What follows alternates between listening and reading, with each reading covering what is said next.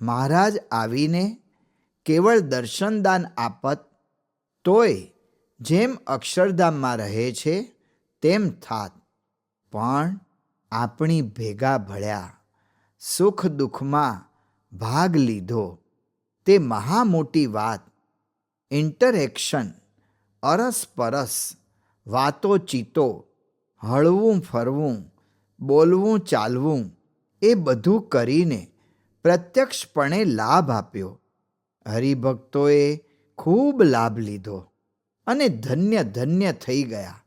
આ બધું રહી જાત. પણ મહારાજે કેવી દયા કરી, દયાનો પાર નથી. આ બધાથી અંતરની વાત કરી શક્યા અને બ્રહ્મરૂપના માર્ગે વળ્યા, જે બીજા કોઈ સાધને ન થાત. ઓહો હો, મહારાજ કેવા દયાળુ! જો વિચાર કરીએ તો ખબર પડે. આ પત્ર વાંચતા તો 4-5 મિનિટ થાય. તે વાંચીને બાજુમાં મૂકી દેવાનું નથી. આટલી જબરજસ્ત પ્રાપ્તિ થઈ. તે ઊંડો ઊંડો વિચાર માગી લે છે. એક એક મુદ્દો ઘણો ઘણો વિચાર માંગી લે છે. મહારાજ તો મળ્યા પછી શું? તે કલ્યાણનો માર્ગ બંધ? મહારાજે પોતા જેવા જ મોક્ષ કરે એવા મૂકી ગયા છે અને અખંડ મોક્ષનો માર્ગ ચાલુ રાખ્યો છે.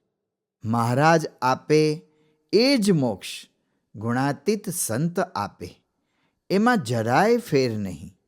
ગઢડા પ્રથમ 54, ગઢડા મધ્ય 22, એટલે લાઈન ચાલુ જ રહી. આપણે તો મોક્ષનું કામ છે.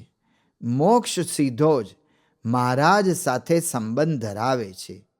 વાત તો ઘણી છે, થાય છે, પણ તે બહુ કઠણ છે. તો કરવું શું?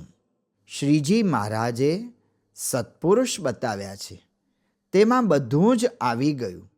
તેમાંય સહેલામાં સહેલું કહેલું છે, સત્પુરુષને વિશે દ્રઢ પ્રીતિ એ જ આત્મદર્શનનું સાધન છે.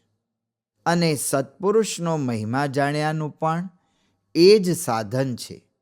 અને પરમેશ્વરનું સાક્ષાત દર્શન થવાનું પણ એ જ સાધન છે.